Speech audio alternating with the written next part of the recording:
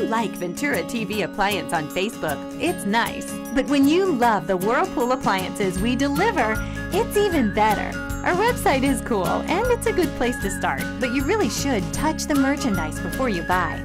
Touch the new Whirlpool Ice Collection. It offers a modern style made to create an inspiring kitchen experience. Save big on this Whirlpool Black Ice or White Ice kitchen. Come in to Ventura TV Appliance and touch the merchandise today. Hello, I'm John Malos. Welcome to this edition of Connect With Me on the showroom floor at Ventura TV. On this Wednesday morning, we're talking about politics. A person who wants to run and is running for Fresno County Superior Court Judge. He is encouraging your votes and your phone calls today at 436 MeTV option 11. We're back in just a moment. Tonight I want to discuss the importance of the television medium to the American people.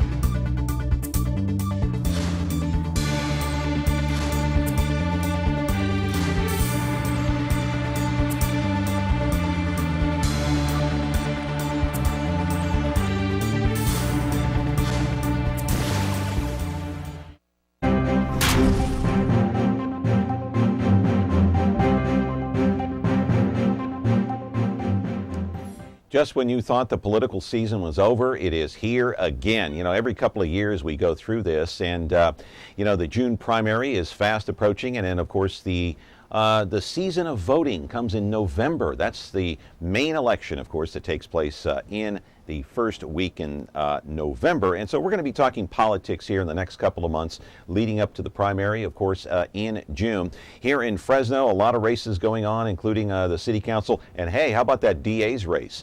Lisa Smitkamp is challenging Elizabeth Egan to become Fresno County DA. And by the way, on April the 4th, you might want to mark this down on your calendar, on your fridge, or on your iPhone. Mark it down. April the 4th, Lisa Smitkamp will be here debating, I think, Elizabeth Egan. Now, mark this. Also, listen to this. I have placed calls to Elizabeth Egan several times. Her campaign manager, no response, but Lisa Smitkamp has agreed to come on this program to debate Egan on April the 4th. Mark that down on your calendar. But today we're talking about a judge's race. Let's take you to the full screen photo. There he is, Fresno County Superior Court Judge Robert H. Oliver announced earlier this month that he is retiring at the end of the year after nearly 20 years on the bench. It's an amazing long run for him. And so the list of candidates quickly emerged. Here they are, those running to try to fill the seat. There they are: Charles McGill, defense attorney; Jarrett Klein, Fresno County Deputy DA; Stephen Smith, Administrative Law Judge; Rachel Hill, former Fresno County Deputy DA; and Lisa Gamoyan, Fresno County Prosecutor. McGill's announcement came shortly after the passing of his wife and law partner, sadly, our friend here at Connect With Me, Laura Guzman McGill, who died in December after a long bout with breast cancer. Live in our studio right now is Laura's husband, Charles McGill. He is running for Fresno County Superior Court Judge to replace Judge Robert H. Oliver, who was on the bench for 20 years. He wants your vote. He wants your phone call. 436 MeTV option 11. Here's your chance, a political candidate running for judge, to call in and ask those burning questions. We're back with our program in just a moment. Now, why don't you tell us the whole story right from the beginning? All right, from the beginning. This is the city, Los Angeles, California. My name's Friday. I carry a badge. Police officers. You any idea who the other man was? My partner's Bill Gannon. Program? We got just one big question. Yeah. When? Now on MeTV Fresno, Xfinity 187. We're back here on Connect With Me talking politics on this day. I can't believe we're talking politics. It's February, but you know what? It's never too early, right? You got to get up early and, what's that old saying, Chuck? The early bird catches the worm. The worm, yeah, the worm. But I don't know if I'd want to eat a worm in the morning. I don't think that'd be very palatable. Eat a worm anytime. So let me ask you, okay, right off the bat, why are you running? You know, I've given it a lot of thought, and the thing that is strikingly vivid to me is with my wife's passing. Yes. She wasn't just my wife, she was my business partner, and I've never had a better business partner in my 25 years of practice. But she was your friend. And she was a friend, but she was such a gifted lawyer. And practicing since she's been gone is like practicing without my right arm. And I'm learning to be left-handed, but it's not the same. So I think it's time for me to make a change. Good morning. You're on Connect with Me. Your question, please. Hey, good morning, John. How are you? Good. Actually, it's more of a statement than a question for Mr. McGill. Actually, I don't think there's anybody that's more deserving than him. So he's been around for quite a while. He's done a good job, and I think he would be the best man for the job, but that's just my opinion. Hopefully Fresno will agree. Thank you. I appreciate the phone call. Thank you very much.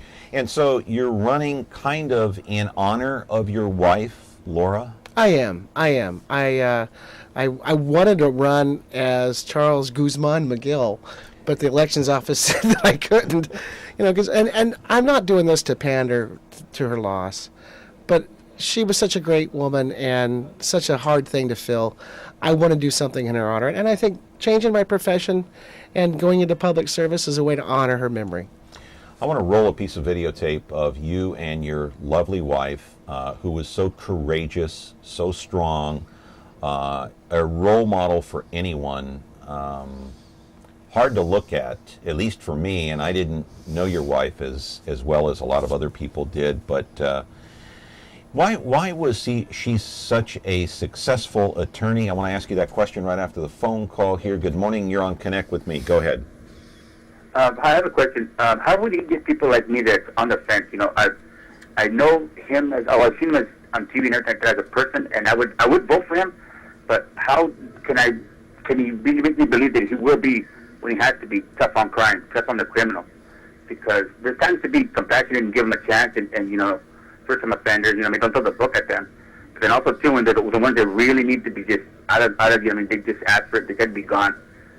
Will he be willing to do that too? Make those tough decisions, those hard sentences? It's a good question, and Yeah. I think that's what I would come to expect because of the title that's up there as a defense attorney. Right. And I've defended people in crimes. I've defended people whose First Amendment privileges have been denied. I've defended Fresno City College professor because of his stance on teaching on homosexuality. And I received an award from an organization for that representation, a conservative organization. And what I think I bring to the bench that's going to be different than the people that I'm running against is a really well-rounded career in the courts for the past 25 years. And what I think the people of Fresno want is they want a courageous, independent judge that's tough. I've had to make tough decisions as a lawyer. I've had to make tough decisions, and I don't have a problem with people being punished that have injured other people. But I believe also that you've got to have independence in the judiciary. When you say independence, what does that mean? It means that they're not there because they're extending their county retirement from one county retirement amount to the state retirement amount, and their goal isn't to retire at the highest amount. It means that they're not going to be working only with law enforcement, but they've worked with people in the community. It means that they have a depth of experience that's not at the public expense. Right. I have that depth, and none of the candidates that I'm running against can say that they haven't been part of the public sector for quite a long time in their career. So as a judge, let's say you're on the bench, you would not be lenient when it comes to criminals or someone who comes into your courtroom who's committed a crime and you need a sentence. You're going to be tough, harsh on the people that need it. I will be, but that'll be tempered with my compassion. It'll be tempered with my Christian philosophy about rehabilitation, about people being able to recover and go on in life and be productive citizens. I tell this story, and it was a joke. When I sat pro tem as a traffic court referee for a number of years, and they stopped having me do it. Because when people would come in, particularly people who were illegal and couldn't get a driver's license, they'd have these high fees. And I would say, look, go get your driver's license, show me you've got proof of insurance for 6 months, and I'll reduce these fines that are thousands of dollars down to what you can afford. And the court wasn't really happy about that. But the bigger view I had is I'm a driver in California. I would like people to be insured that I'm going to be driving it next to. I would prefer that they have a valid driver's license and they have insurance. And so I thought that was more important than the state sucking a little money out of somebody who's in poverty. And that's the kind of judge that I'm going to be. I don't think I'm going to fit into the regular mold of what we've got. I'm going to be much more objective, much more open to other ideas. So you don't think the judges that we have sitting on the bench today here in the county are as objective as they should be? Well, I'm kind of going out on a limb there, aren't I? 'Cause those are going to be the people that I work with. So I will say this. I think that if you look at the numbers of judges that we have in Fresno County and you look where they came from, we have way too many district attorneys who are now judges. And the reason why that's important is because the judiciary should reflect our community. So they have a skewed viewpoint because they sat on the prosecutorial side, right? I don't know that they have a skewed viewpoint, but they have a skewed experience. They haven't had a lot of experience in other things. When all you've been is a prosecutor all your life, Right. you don't come into contact with the families of the defendants. You don't come into contact with the programs that are set up to help defendants get in recovery. You just deal with law enforcement and the victims of crimes. And even the victims are secondary because typically they're dealing with law enforcement. Quite frankly, that gives you a broken view of all of our society. One might say, and maybe your opponents might say, you're a defense attorney, you'll have a skewed viewpoint from your side. Someone might say that because you've got, from the candidates I'm looking at here, you've got a deputy DA, an administrative law judge, former county DA, and Fresno County prosecutor. Yeah, I know. So they're going to look at you and say, well, if we're debating, I'm going to say, you kind of have a skewed viewpoint because you're a defense attorney. So that would be the accusation towards you. Absolutely. And you're ready for that. And I'm going to say, well, have you represented anybody in religious freedom? Have you represented anybody on First Amendments? Right. Have you ever represented anybody where a city tried to get a restraining order against them because they were doing cop watch? Have you done any of those kind of things? Or somebody No. who was falsely accused. Or falsely accused of a crime and defending them with all of your Right. might and will. No, you've not done any of those things. I appreciate what you've done as a Right. public servant and as a district attorney, but I don't think that those skill sets are the only skill sets we need for a court judge. We need skill sets that come from a variety of different places. And quite frankly, we have enough DAs on the bench already. Yeah. Oops, sorry, I meant to say former DAs on the bench. Okay. All right, we're talking with Chuck McGill, the one and only, is here. He's been practicing law for more than a quarter century. Believe it or not, a lot of experience running for Fresno County Superior Court Judge. He wants your vote. He wants your phone calls today. 436 MeTV option 11. Do turn down the sound. Do call in if you've got a question. We've got one of the candidates, actually the first candidate of 2014 already. 14. Back in just a moment. When you're looking for Whirlpool innovation and quality, who has the answers, the selection, the price? Ventura TV Appliance.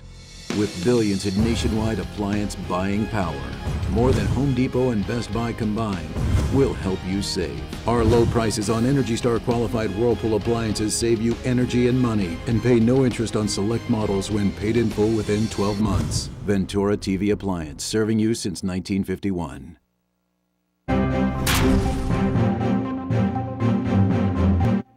We're back here with Chuck McGill, and Chuck, let me get back to the topic of Laura Guzman just for a minute. And we know of her passing in December, and my condolences, by the way, to you and your family.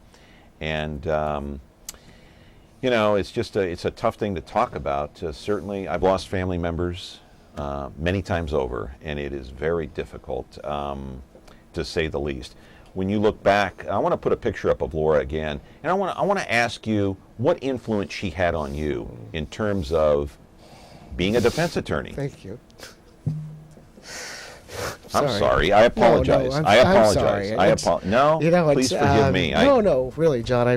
I want to talk about her. Okay. And I appreciate the courtesies that you've shown and how I know how well and how highly you respected Laura as well. And you as well. And I just it's an amazingly difficult loss, and it's a loss that's felt not just by me and my family and my children, but by our whole community. Laura was so vibrant, so full of life, so willing to defend, protect, invest. I'm still getting the people contacting me that I didn't know that knew her because she was so involved in her community. Yeah. You know, it's just a What's wonderful. the one thing you learned from her the most? Number one on the list. Boy. Being fair in business? You know, be true to yourself. Yeah. I think that's the one thing that she taught me more than anything else is to be true to yourself. Good morning. You're on Connect with Me.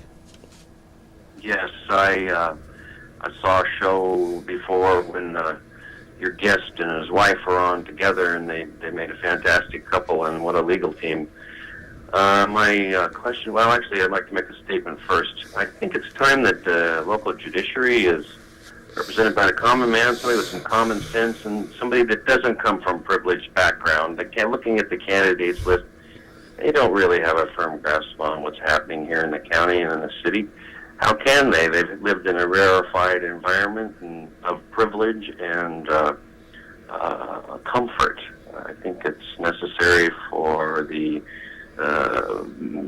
necessary to have a judge that's going to be sympathetic to the ethnic component that's going to be so large, and they're just going to have to deal with.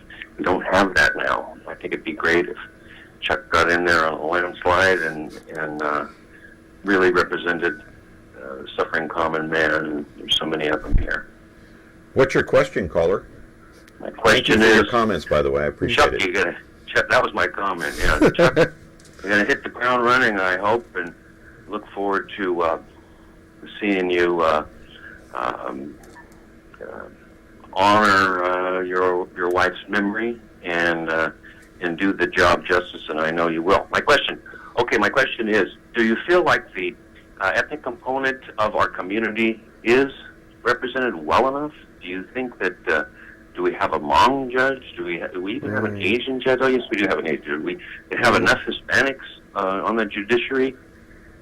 What do you see as the solution to lack of representation for the minorities in our community? That's my question. Thank you. You know, I see the resolution is that people should be running for judge. I think that having the governor appoint judges means that there's going to be a limited selection and a limited sample of what he's going to be able to appoint. And I agree with the caller. I think that it would be better that we had more diversity on our bench. But I'm looking at the bench that we've got, and it is very diverse, and it does reflect our community. Right now? It is. And I'm thinking, picturing in my mind, there's a number of women. There's women of color. There's Hispanics. There's African Americans. I can't think of a Hmong, but there's not a lot of Hmong lawyers yet. That community is still growing, and it's still developing to be able to put people in the position to be on the bench. I think they'll be there. You've been practicing for 25 years. What do you think? Man, that sounds like a long time, John. I know, but it's not. It's not. Listen, I'm 58. I don't know where the last 25 years went for me. I don't know about you, but it's amazing. I know where they went. Here, brain. Whoa, wait a minute. How about here? How about here? I'm losing that right now. I know you are. You've lost a lot of weight, by the way. How'd you do that? I went on a protein diet. Great. Yeah. Great. Yeah. Well, practicing law, how long would you say an attorney should practice law before he even or she considers even running for the bench? Now, this is... just in your judgment. This is my judgment, and this is an area that I think the public needs to be aware of, and that is the way the judicial system is set up now. The retirement program they have to invest so many years in order to get there. So the goal is to have people run for a judge when they're in their 30s or 40s because they have to have so many years in as a judge. The reason why you see so many district attorneys and former district attorneys running for judge is because they're able to count their retirement as a county employee and then kick it up by their judicial salaried employee. So they kick it up a notch. They get to double dip. So there's a lot of motivation financially for the people that are in the public sector to move into the judiciary. So they're getting their retirement from working as a DA. Right. And then they're going to get another retirement a second retirement, if you will, being a judge. Or able to convert their county retirement into their judicial retirement, which puts them at a lot higher bracket than where they would be as a DA. So there's a lot of financial. So you're saying that's the motivation for No, a lot I'm of not these saying people. that's the motivation. Oh, I'm just okay. saying that could be the motivation for Right. the reason why we see so many district attorneys running for judge and so many Right. district attorneys getting appointed for judge. Right. Is because there's a big financial motivation for them in retirement. Now, me, on the other hand, I'm 52. In Right. order for me to invest in retirement as a judge, I'd have to be there till I was 72. I don't think that's going to happen. I see this as my opportunity to do some public service and to do this for a period of years. We'll see how many years that is, whether that's 1 or 2 terms or 3 terms. I don't know now Right. because I've Right. never done that job. But I'm certainly not investing in it so I can relax on a beach in Hawaii at my salary for the rest of my life. Right. We got to take a break. Talking to Chuck McGill. He's running for Fresno County Superior Court Judge, seat 15, I believe it is. The retiring Judge Robert H. Oliver announced earlier this month that at the end of this year, that's it, after 20 years on the bench. Hey, 436 MeTV option 11. Do weigh in. First candidate of the year 2014, Chuck McGill. Back in a moment.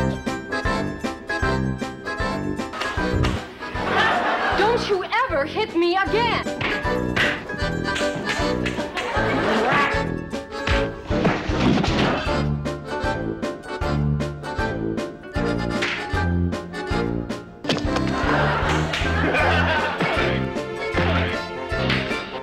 Chief, I think we got a hit on our hands. MeTV Fresno, now on Comcast Channel 187. Anyway, we're back with Chuck McGill. He is running for DA. You know, you're not running for DA. You're running for judge. I'm sorry. I want to put the. No, Lisa's running against it. Yeah, right. I know. I'm going to ask you about that. I want to put the list of candidates up one more time. Okay, let's go over these one by one. Okay, you've got Jared Klein, Fresno County Deputy DA. Okay, I'm not familiar with him. I have to admit. He's a nice young man. Okay. He's a relatively new DA. He's got a law enforcement background. He was a sheriff for a period of time. His dad was the DA in Tulare County. He understands the whole public service philosophy, I believe, Yeah. and the way the system works for retirement. Okay, Stephen Smith, administrative law judge. Steve's a great guy. I've worked with him for years. We worked together when he was a defense attorney. Then he went over to the administrative law panel. He gets to run as a judge, by the way, because it says administrative law judge. What is an administrative law judge? I don't get that. I don't understand that. If you have a workers' comp appeal, or an unemployment or an unemployment appeal. Okay. That's going to be handled by an administrative law judge. They're appointed by the state to hear those matters. All right, Rachel Hill, the former Fresno County Deputy DA. Funny that she left out that she was a federal defender. I would have been really excited to say that I was a federal defender if I was her, but perhaps she says she's a former district attorney because she doesn't want to emphasize the fact that she did some defense work. And why wouldn't she want to do that? It's like a feather in your cap, isn't it? Well, not necessarily. Most people think that if you're a defense lawyer that you're going to be liberal and easy on crime because you're representing necessarily people. True. But that's the perception. Well, something that we talked about in the beginning. And I love Rachel. She's a sweet girl, right. and her husband John Skiles, who's a judge, right. is a really nice man as well. It should be interesting to see a husband and wife team as judges if she wins the election. All right, another prosecutor, Lisa Gamoyan, Fresno County prosecutor. I'm going to refer to her as Go-Go Gamoyan because that's how I knew her from my years of practice. And we used to tease her about being Go-Go Gamoyan because... All right, I'm getting a visual in my head, okay? That's not that way. You go to trial assignment, and never the fear, Lisa was ready to go. And so the court would go, are you ready to go? Yes. Are you ready to go? And she'd say yes. And so it's like Go-Go Gamoyan. Every time she was ready to go. She's a hard worker. Yeah. She's put her time in the DA's office, and she's the assistant DA. And we are kindred spirits as far as our practice is concerned. Highly respect her, but doesn't have the private sector experience that I do. That you do, yeah. And you've seen a lot in the courtroom the last 25 years, no doubt. So how do you fight that perception that you just mentioned about, you're a defense attorney, people think, oh, you're not going to be tough on crime, you're liberal and this and that. How do you fight that perception? Is it difficult? I don't know. I don't know that you're going to be able to overturn the perspective that people have that because you're a defense attorney that somehow you're going to be soft on crime.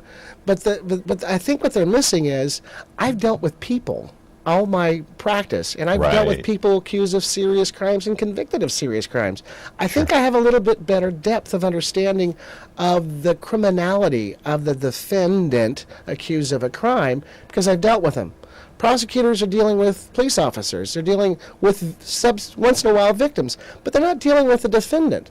And I think that gives me a range of options, not only in my ability to read when someone's caught in somebody, and that's important for the judge to know, but also to recognize people who are prepared to get better and recover, or people who are just on their way to more criminality.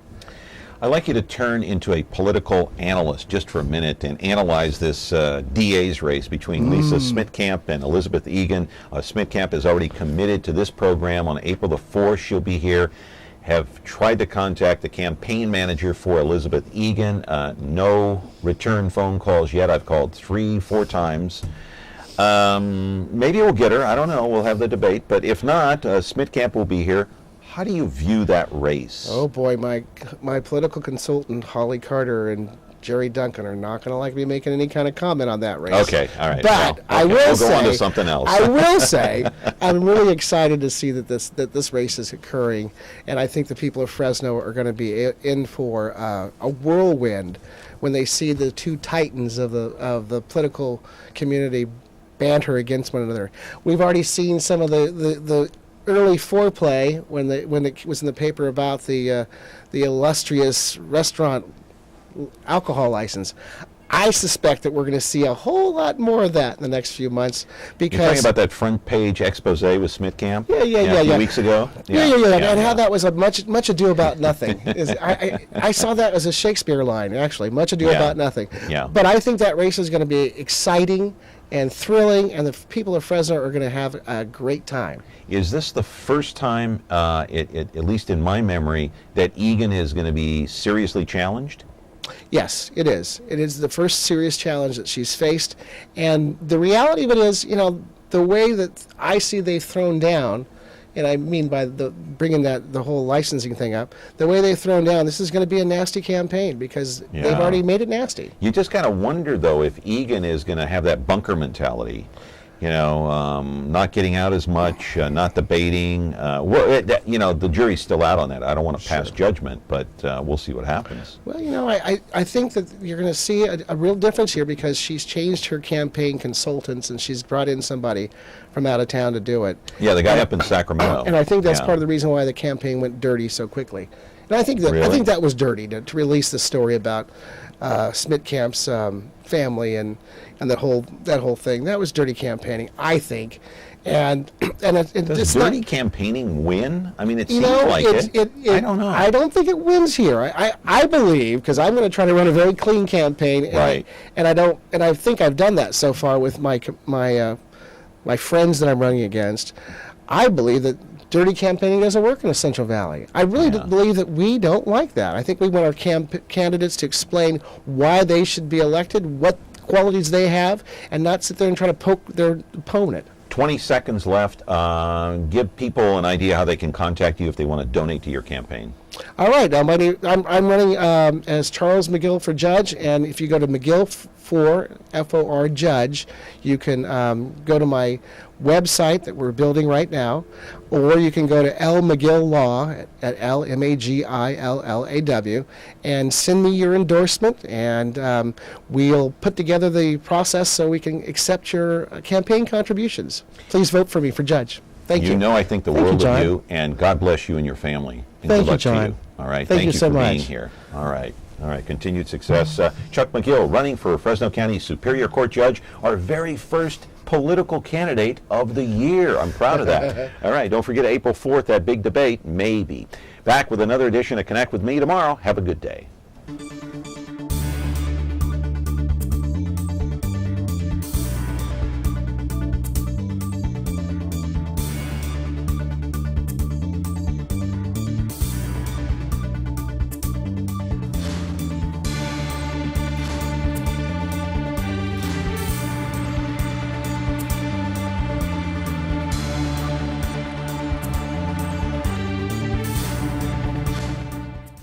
more of me? Me? Go to MeTVFresno.com for schedules, information on your favorite shows, videos, pictures, and more. Go to MeTVFresno.com today.